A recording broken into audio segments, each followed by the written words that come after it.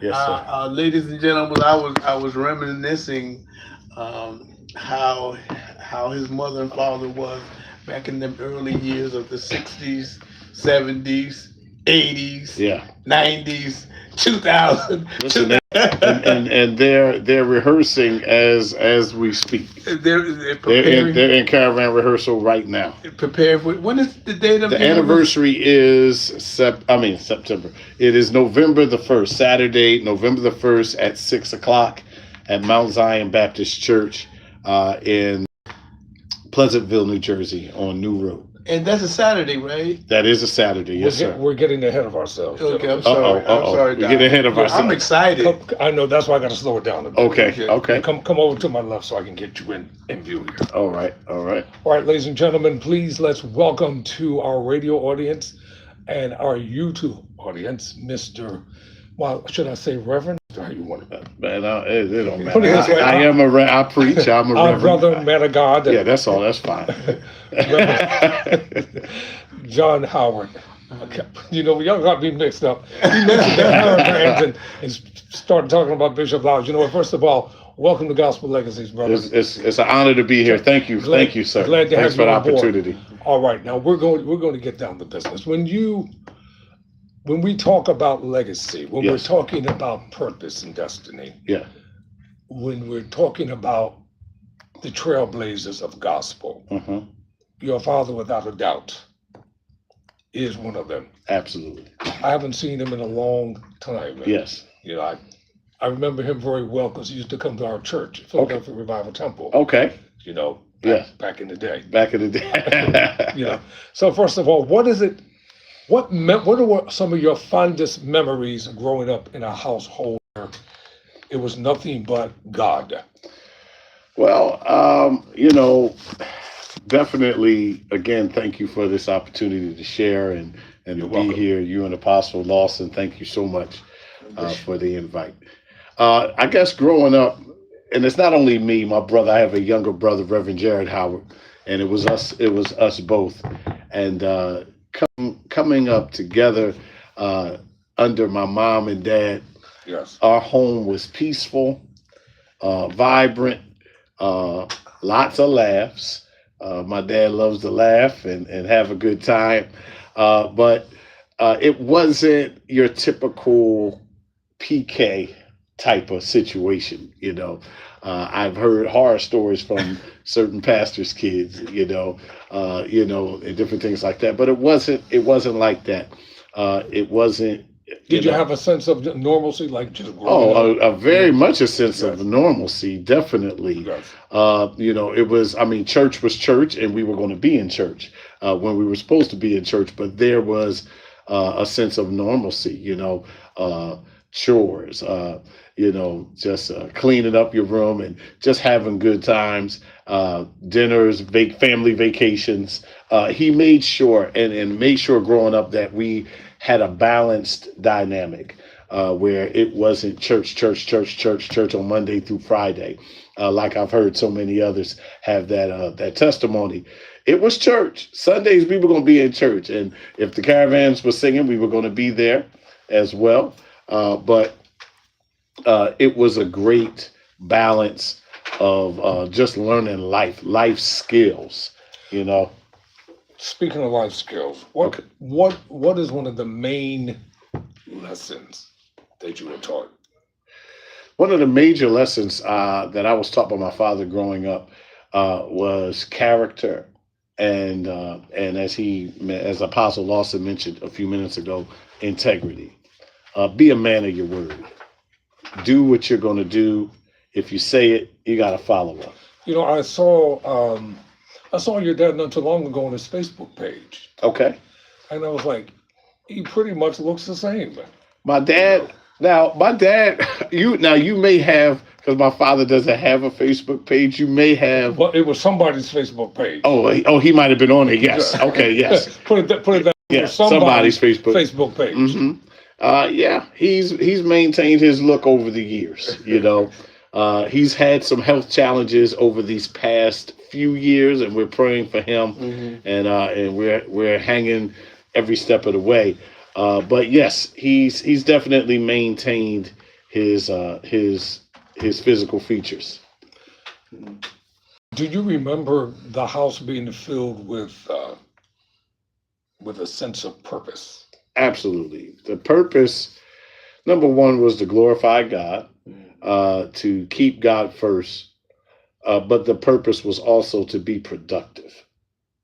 And I say that because uh, a lot of people that we know, they claim to serve God, and they claim to, we go to church, and we're there on Sunday, we sing in a choir. But if you look at their own individual lives, they have no sense of purpose, no sense of productivity. They don't know why they're here. And we're God puts us in this earth to do more than just go to church. That's a fact. So my father was definitely key in making sure we had a sense of purpose, a sense of a calling, and whatever that was. We weren't forced into ministry.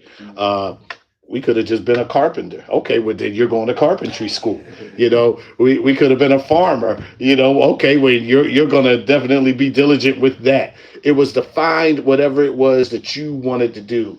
Even when it came to preaching, we weren't forced into preaching. We weren't forced into music ministry. But once we made up our minds that was what we would do and what we felt that we were called to do, he made sure, listen, your life has to line up with what you say you're here to do. Hallelujah. So that was something that was key with him.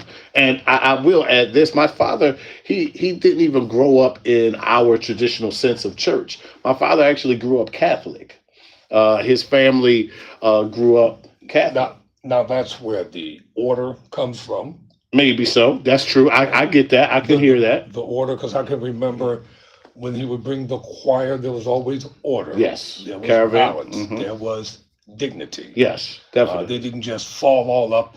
No, No. that wasn't going to happen. My No. father, he always maintained a great sense of order and cohesiveness. Yes. And of course, Bishop Lyles, absolutely, when it came to the music ministry side of it, he also demanded that same level of order and structure, which is why they're in rehearsal right now. Speaking of rehearsal, what are they rehearsing for? They're rehearsing for their anniversary. I believe this is their 58th anniversary this year. It's actually, they're celebrating it, like I said a few minutes ago, November the 1st. How did Bishop Lyles get it started? Well, in ministry? in as far as the Caravan? Yes. Okay, well, Now, I know Apostle to my right, he's a color analyst. Yes, here, yes. and he Well, definitely. Well, and he could probably correct me if I'm wrong, because he's been around longer before I was born. But as I know it to be, my father, upon graduating high school in 1967, at first the Caravan was actually not a single choir.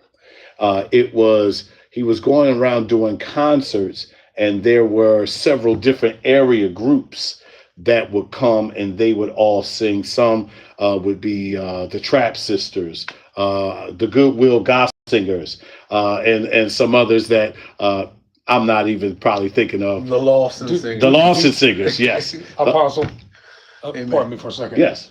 What do you remember in terms of Bishop Lyles getting his initial beginnings? As my mind goes back, Let me just say this. This brother over here is an encyclopedia. Yes, he is, of course. Go ahead, Apostle. We need to be able to hear you, though. All right, go ahead. My friend and colleague, Bishop Lyles, was quite young and able to play. He actually started playing in jazz clubs. It's true. And Club Harlem in Atlantic City. And I can't remember how John came across him. If I can interject, go ahead. You may remember this name from what my dad has told me. He met Bishop Lyles through a man, I believe, named Tiffany Terry. Yeah, Elder Tiffany Terry. Deacon Tiffany Terry. Oh, he was a deacon at that time. He was a deacon. Was he a jazz musician as well?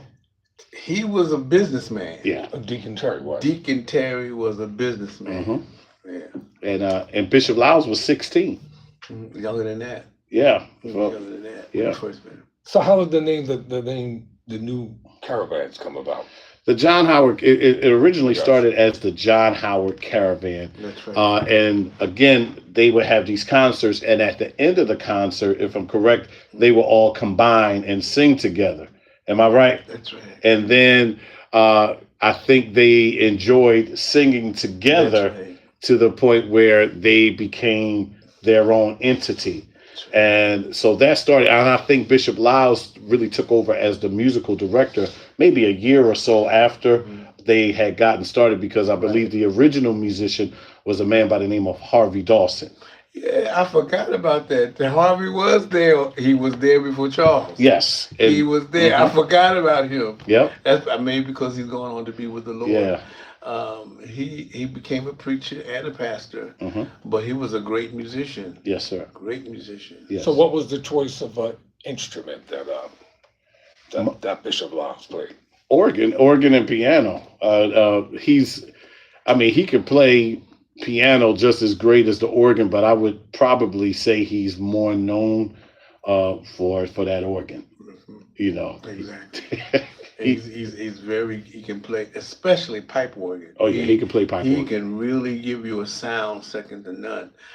When he was young, his mother, his sister, and himself, they used to do concerts. That's right. It was more on the classical side.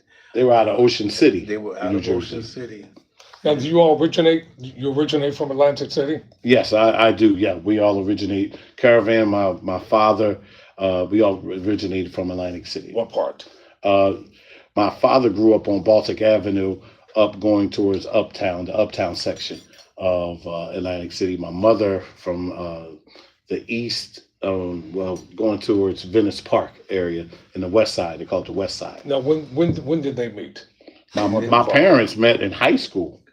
They met in high school there's a senior prom. There's a junior prom picture, and there is a senior prom picture.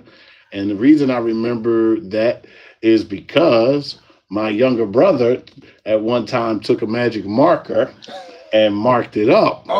And, he ended up getting a beating.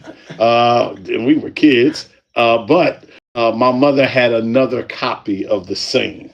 But yes, there was a junior prom picture and they were high school sweethearts. Now, did they sing together? Did they record it together? Do you remember that, Apostle? When they were first started? No, in terms of, okay, I got the high school part. I'm talking about, let me take this mic off because the audience has to be able to hear me. Mm-hmm. In terms of them meeting and then moving on in life. I didn't meet John Howard until 1968, 69. I met Charles Lyles first, and then we started rehearsing together. He came to my group, and then we started talking about the Caravan, and then I started coming to their rehearsals on every Monday night. That's right. Sometimes we didn't get out of there till 12.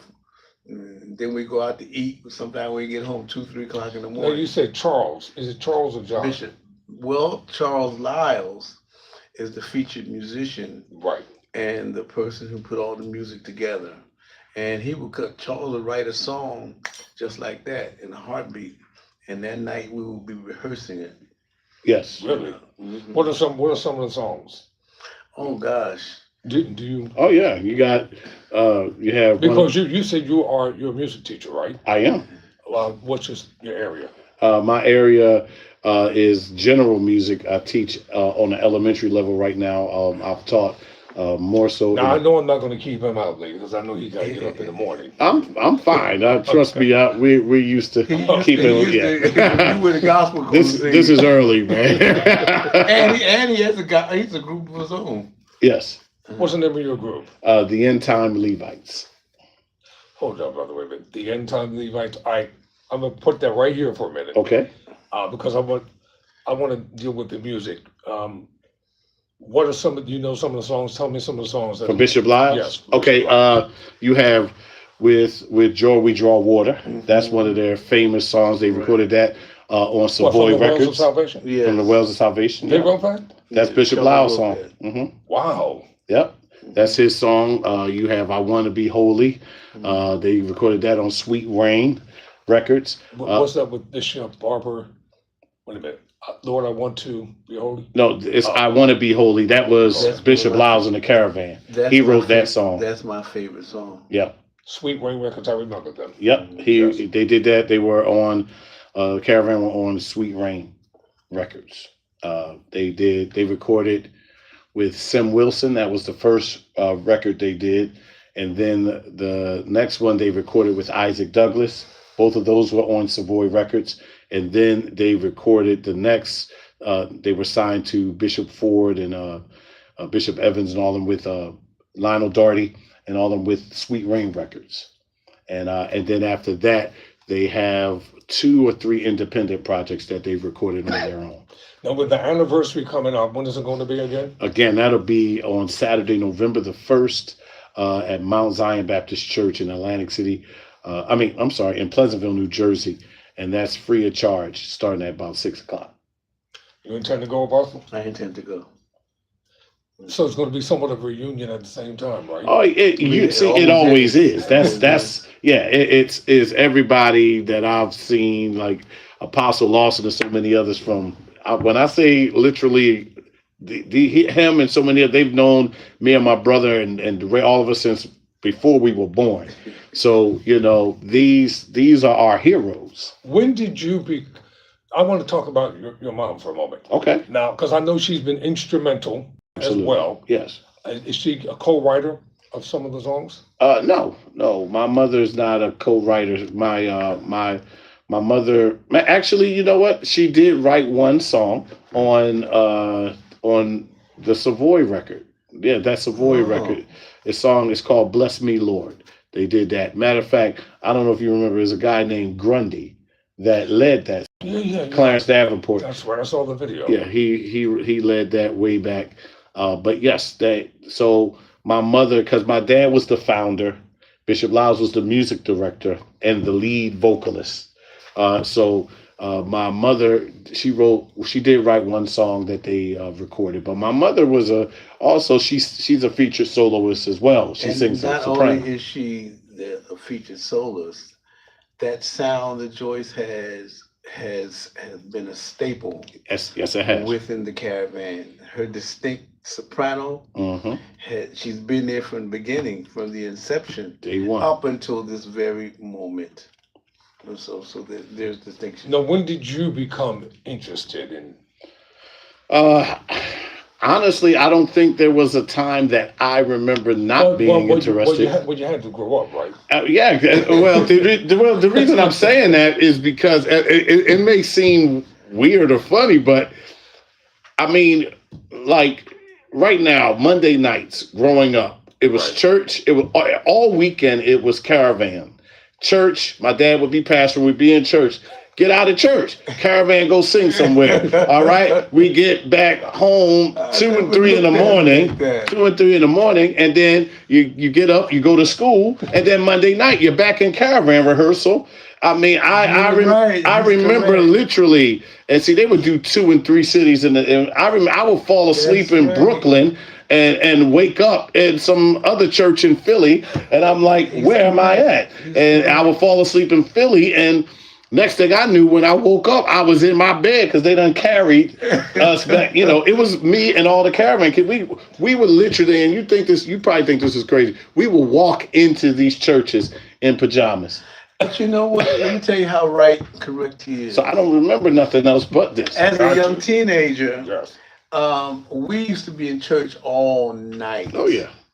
And I'd get up in the morning tired and falling asleep in class. But my mother didn't mind it because we was in good company. We watched out for each other. We stayed saved on the road. We got to our destination on Maypop tires, but we got there and we loved to be in the service. We loved it. And he's correct. We'd be out all night. all night. No. Now, did you play instruments? Yeah, for I the was group? actually drums. I played on a couple of the recordings and everything. So I played drums coming up. My brother played organ. Bishop Lyles played a very instrumental part in even my teaching my brother to play. And we just came up watching him. Bishop Lyles is still like he's he's a He has genius. inspired So many hundreds of musicians. hundreds, and When I that's when that's not and he ain't if, joking. and if this person is listening, so be it. But what's the young man out of Camden who's famous? Uh, recording artist. Who Ty? Tyrone. Ty yes. Trippett. Ty Trippett. Yeah. When I saw him perform, I said, "That's Charles." I'm looking at Charles perform, Hmm. and I said that he must have seen Charles because Charles is the young man that went to Nicky. I think that was his name. He went to California and became Johnson, Nikki Johnson, I believe. Yes, he became Aretha Franklin. He went for James Cleveland, but he's on that album with Aretha Franklin singing "Amazing Grace." He's at the organ and inspired. But he used to play for our group sometime. Wow. So Pastor Lyles, Bishop Lyles, has inspired hundreds of musicians. Ladies and gentlemen, you're listening to Gospel Legacies over WTMR, 800 AM Camden, Philadelphia. And also, we're simultaneously broadcasting live on my YouTube channel, Tyrone Wilmer Live, speaking with John Howard, pardon me. Yeah, Junior, Yeah. John Howard Jr. Right, John Howard Jr. And we're talking about the family legacy of the John Howard new Caravans. And they have an upcoming event. Do you have a flyer, an advertisement? I can Yes. read? Yes, I'm getting that now. Actually, I was texting them in rehearsal so I could make sure they Yeah, sent it to me. because I want to properly read it before we leave the airwaves on tonight. Hmm. Now, like in any type of ministry, in any type of business, there are trials and tests that Absolutely. individuals deal with. and go Absolutely. through. How did your family handle them when they came? When they came, they handled them with love and with care. I can be transparent. I had a child out of wedlock. Because you look like you might have played football. No, No, no football. I was wondering if you had to knock. No. But let me tell You you, didn't have to knock nobody out. no. I had my first son I had before I was married, and the way my father handled that, of course, he got me together, and I had to deal with that, but Right. he handled it with love. He covered me. He cared for me. He didn't dismiss the fact that it was wrong, but he didn't shun me. He didn't kick me out, tell me don't ever come. He never made me feel, less than. He told me, you're wrong. You know why you're wrong. All right, now you're going to raise this boy. And that's just what I did. And, so there were some challenging moments growing up. And I would say this, there were definitely more successes than failures. failures. What was it? Now, were you, because you said you alluded earlier that you played the drums on. Absolutely. What was it like being in the recording studio for you? It was fun. It was sort of like second nature in a lot of ways because we had grew up in it, and the way that it would go in a way where even and I'm sure you guys know this, even though you're recording a studio project, you still wanted to feel Like live. Yes. So we were encouraged to do it that way, to do it on a live, level with feel. Of course, there was a lot of practicing. Here it is. Of course, there was a lot of practicing and a lot of preparation, but that's what it was. It was great. It was definitely, the rehearsals were extensive. The rehearsals were long. The rehearsals were laborious. But there was a standard that had to be met. I'm going to read this out. Ladies and gentlemen, it's all going down. It's the 50th anniversary celebration for Bishop Charles R. Lyles and the new John Howard Gospel Caravan.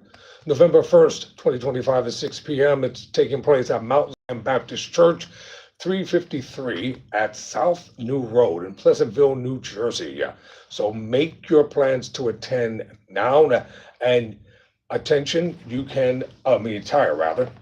It doesn't have to be formal. You can dress down, but come looking respectable. That's right. Come looking nice. Remember, it is a church setting. It's not a nightclub.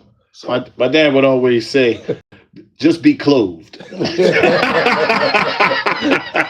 That sounds like it. yes, just be clothed. Were you at any of the recordings, Apostle? None of the recordings. I was at none of the recordings. I had left when I was 25. I went into the Navy, and I stayed there for 5 years, and then I stayed living down south. And so there was an you were down in the Great South. in the South, Charleston, South Carolina. Wow. Yeah, so, but we stayed friends though, 'cause we always stayed in contact with one another. I was sharing with him that his dad's integrity taught me a lot. You mentioned Isaac Douglas Yes. about 15 to 20 minutes ago. What was it like for them working with him?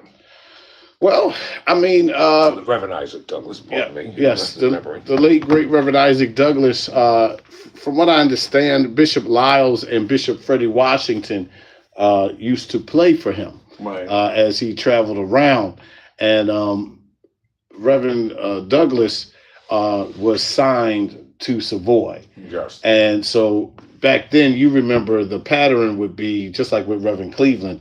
They would go around and they would be recording with different choirs across the country. So the Caravan were always looked at as an amazing choir. So Reverend Isaac Douglas, he said, "Listen, we're gonna record."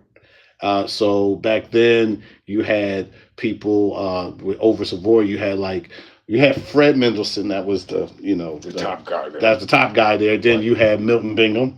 And then you had some staple musicians like James Perry and different people like that. So they came down to Atlantic City and they recorded. And if I'm correct, they recorded at St. Paul AME in Pleasantville. I was a kid, but I was present.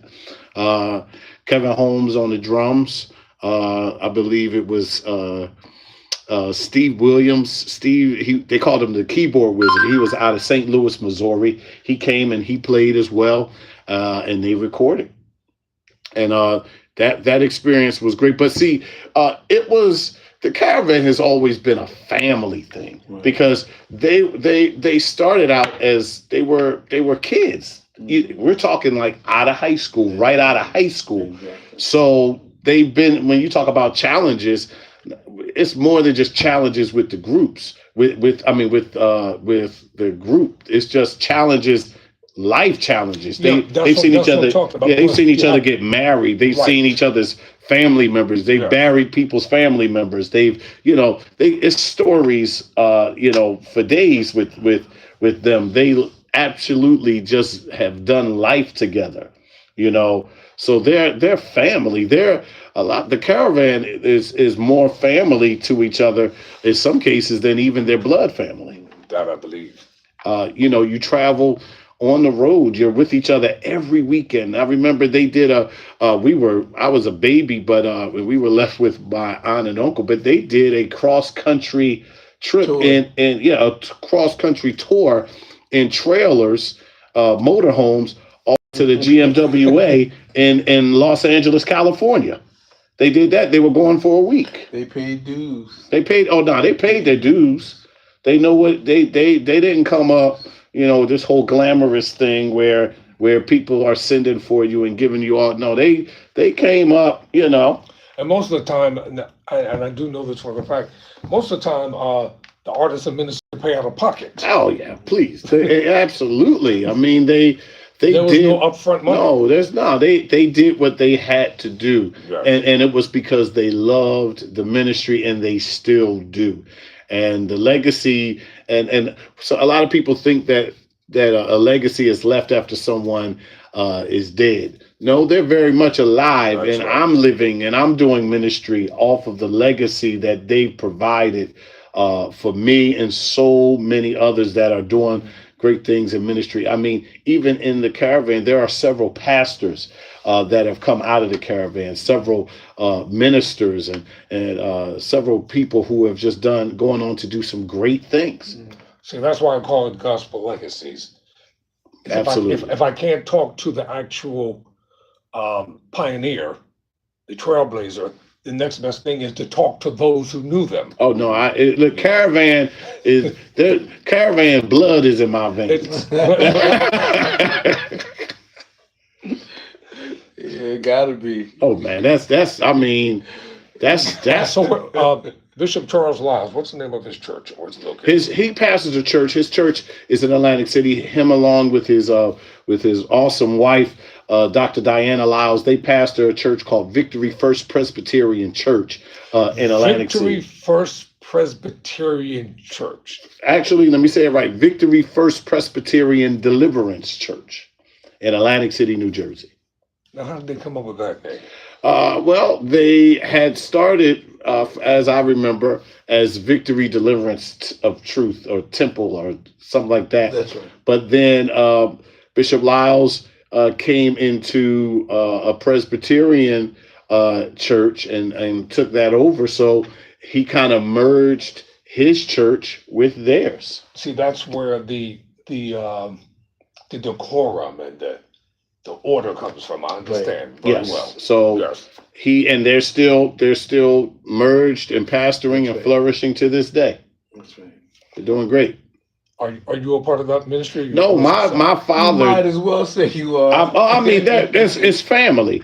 But my father pastors in Atlantic City as well. My father has a church, New Hope Baptist Church in Atlantic City, as well as Bishop Lyles. And all of our families, our church families, we fellowship together. And Can you tell the listening audience how your dad became pastor of New Hope?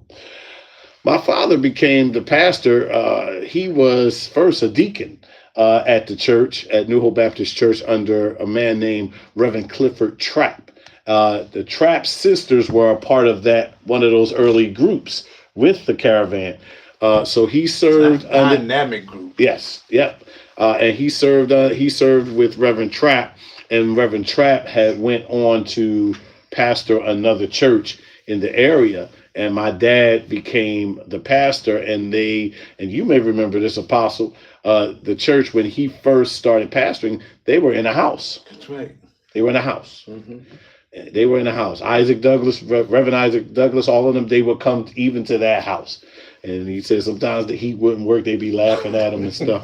He told me one time, Reverend Douglas, like, Howard, turn up the heat. You can't turn it up. He'd be like, that's all right. One day y'all ain't gonna be laughing at me. It is true. And it's built a church from the ground. Built a church from the ground up. We now have a learning center, an actual school, when we serve children from newborns all the way up, I believe, to right now, currently, we're serving up to the second or third grade. Awesome. So, again, and my dad will be the first to tell you, he said, listen, the Caravan prepared me for pastor. Dealing with, as a leader, we've learned, you talked about character and integrity, but we've learned leadership, how to understand people, how to love people, and how to care for people more than just what they can do for you. The Caravan, to him and to Bishop Lyles, they're more than just sopranos, altos, and tenors. They're family, they're people. Matter of fact, I'll tell you this. This past weekend, there's a young lady, her name is Luella Rose. They call her Sis. And she just celebrated her 80th birthday. And her husband, he's 85. They all met up and hung out at the Longhorn Steakhouse, just laughing, goofing off. Happy birthday, sis. So they, like, when I say they do life together, they really do. They are 80 some odd years now. Yes, sir. And some of the well-known Caravan members have gone on to be with the Lord. Like her brother. Yep. Elder Stephen Peterson, Deacon Larry Clark, Deacon Clarence Davenport, Brenda Daltrey, Guy Davis out of Philadelphia. Yeah, Guy Davis He was the minister of music at our home church growing up in Philadelphia. Listen, Revival that Temple. was a singing That was You a got, singing. you got that That right. was a singer. I Yes. remember That as was a a kid singer. watching him on the road. Lord have mercy. They'd be on the mercy, road, my man. God. He would. Bishop Lyles ain't had to do nothing. He would vamp us. It was a song, Holy Ghost Make Intercession. He would vamp that song for a half hour, and the whole room was under arrest. It was nothing you can do. He was amazing. Yes, he was. Yes, he was. So, Pastor Guy Davis was awesome. You know, I remember fondly how during the times when the caravans would come to Revival Temple, Hmm. Professor Lawrence French, Okay. Professor French would always be in attendance. Guy would be there.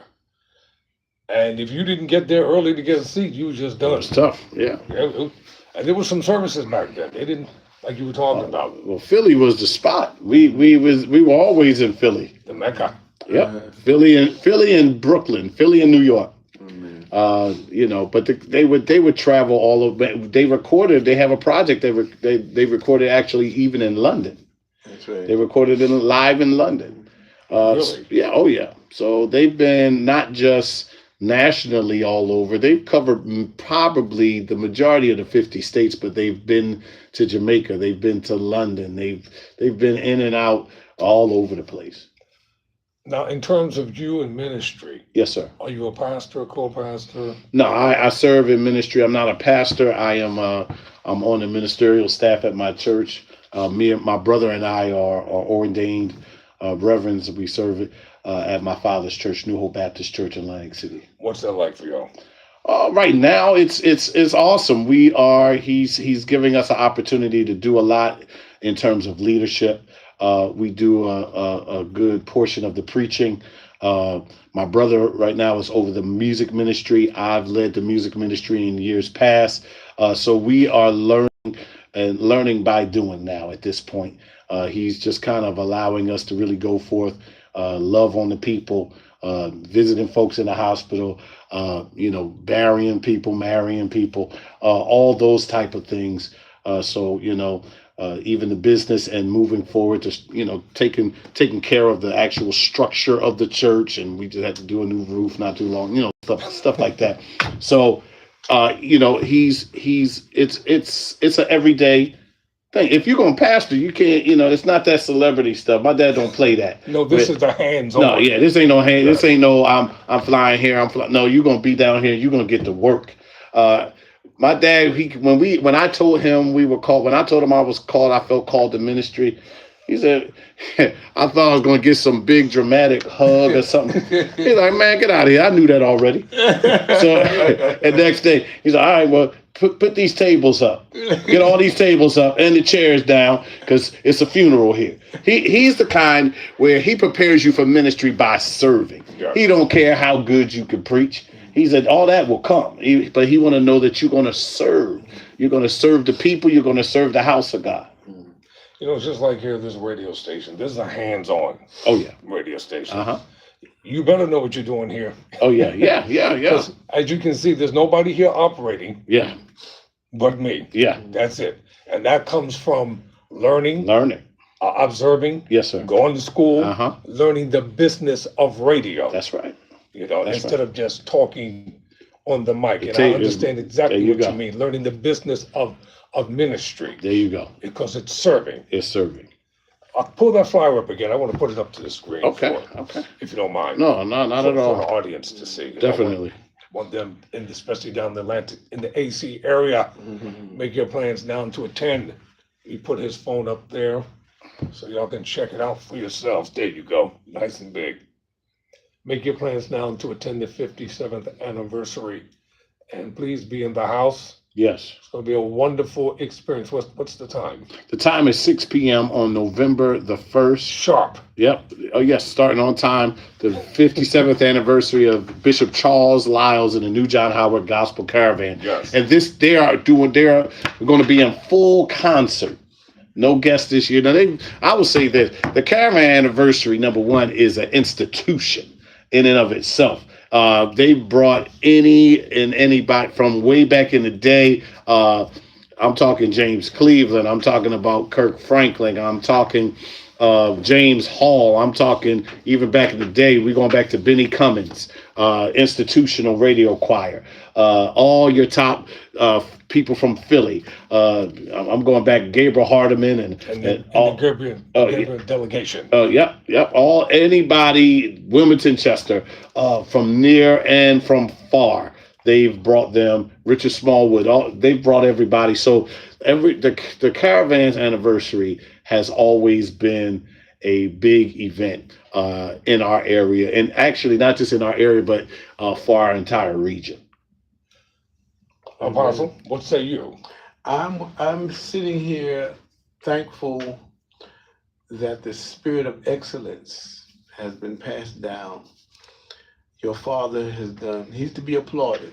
Amen. My friend and his wife. Yes. Thank you for saying yes to the Lord. Thank you for taking care of your dad. Amen. And it shows love has been passed down to you, and it spreads. You can feel it, you can see it. And thank you for saying yes to the Lord. Amen.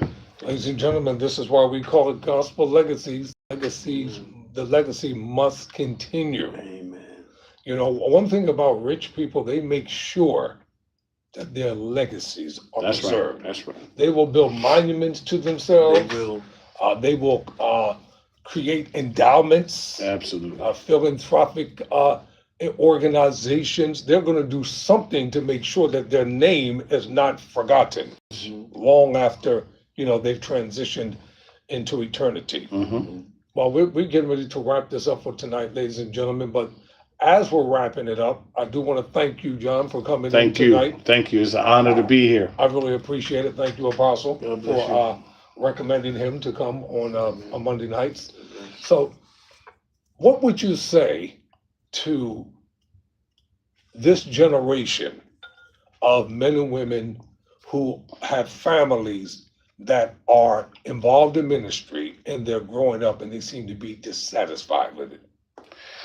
Well, what I would say is that number one, the only way you can find the true value of family is by having a connection with the Lord. Amen. Because when you look at the order of God, family was the first institution created. So as you connect to God, the closer you get to God, the more value you'll put on family, because God created family before he created church. So he puts a high value on family, on marriage, and then on purpose. And it's in your family dynamic where you are introduced to purpose. You're introduced to who you are. You find your identity. You find your purpose and your value. It's God's design for that. So I would encourage anyone who has a family, and sometimes you may be a bit disgruntled. It's not always easy. It's not always perfect. Sometimes your family may not do everything you think is right, but it's still family. And that's bottom line is you don't choose who your family is. God chooses that. I'm thinking of Aretha Franklin for a moment because she grew up in a very famous household. Yes, Reverend C.L. Franklin. Yes. Very famous household. And when she recorded, I think, her first gospel album, 1971, 72. When she recorded that album, and they did the live version of it as well, they came from all around the world. Even Mick Jagger, a young Mick Jagger then, they were in attendance, and everybody was there. They were there because they understood the importance of what Aretha was doing, and the record label really didn't want her to do it, but she got them to understand this has to be done. Yep. Because their whole thing was, well, it's gospel, it might not sell, and etc. But if I'm not mistaken, that is still to this day one of the longest selling albums of all It time is. It is. because she did it from the heart. And remember also, it's now that whole experience has now been put into a movie. Yes, it has. Yes. It's been put into a I think movie. Jennifer And you can see it on YouTube. Well, you have Jennifer Hudson, and then you have the actual documentary of that actual recording that Reverend Cleveland produced. Yes. What makes that so special to me is my brother had plane tickets to go because the rehearsal was the taping was for Thursday and Friday night, January 13th and 14th, 1972. And the 14th of January, I gave my initial message. Wow. And my brother showed me the airplane ticket. And he said, "You see what I'm doing, right?" He stayed there to support me.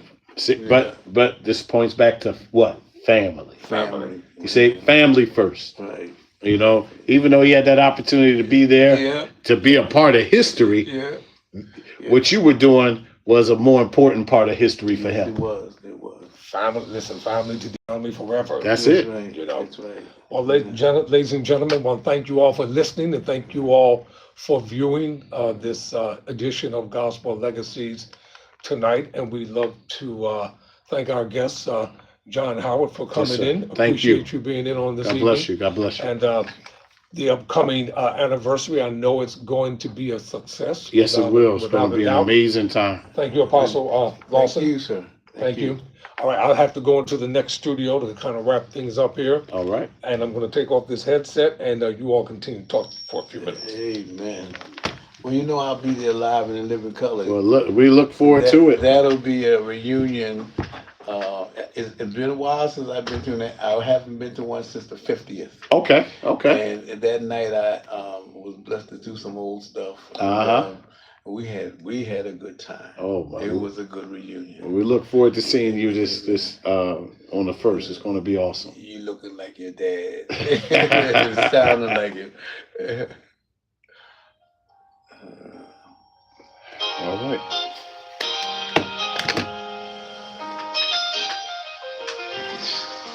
You've been listening to Gospel Legacies over WTMR 800 AM Camden, Philadelphia. Well, I appreciate this, sir. Media Group station, sitting down conversing with John Howard Jr. Talking about John Howard and the new Caravans. They have the upcoming 57th anniversary. It's coming November. I told my mother. Yep, my mom. Told her how to get it? No, I didn't, because she's in caravan rehearsal. They all in rehearsal. Gospel Legacies is a program Well, that has been created. Make sure that you get it on YouTube. Okay, yeah, I'll look it up. WTMR. It's gonna be under Tyrone Bowman. Tyrone Bowman. Send me that slide. Okay.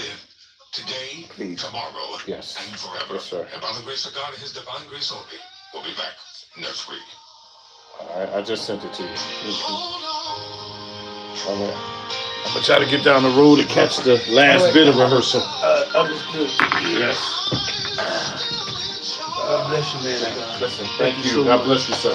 I'm holding your dad up. Yes, please. Okay. Thank you. Thank you again. And give my love to Joyce. I will. Yeah. He's the ruler of it all. My healer, my redeemer, the one I call. Through the fire, through the rain, He held me close, He broke my chains. God is in charge.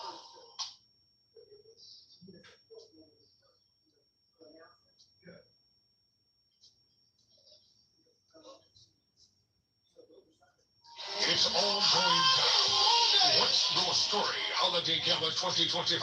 Celebrate with the WTMR staff. Saturday, December 20th, 2025. Elephant Fine Dining with hors d'oeuvres from 3 p.m. until 4 p.m. The main course and dessert following. What's Your Story Theater presents Back to the Garden. Taking place at Maple Presbyterian Church located at 105.